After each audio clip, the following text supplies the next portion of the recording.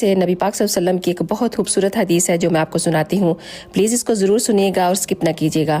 آپ صلی اللہ علیہ وآلہ وسلم نے ارشاد فرمایا کہ اللہ تعالیٰ رمضان میں عرش کے سارے فرشتوں سے فرماتا ہے کہ روزہ رکھنے والوں کی دعا پر آمین کہو.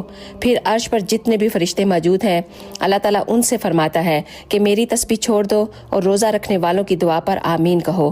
گویا عرش پر اور فرش پر دعائیں گونج رہی ہوتی ہیں.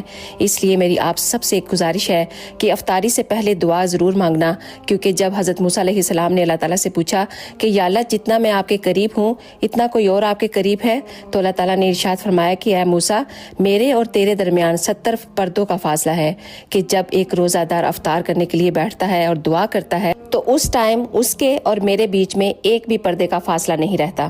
سبحان اللہ. تو کوشش کر کے اس ٹائم دعا ضرور مانگنا. اللہ تعالیٰ آپ کی ساری دعاؤں کو قبول فرمائیں گے. اگر ہو سکے تو اس ویڈیو کو شیئر ضرور کیجیے گا. جزاک اللہ.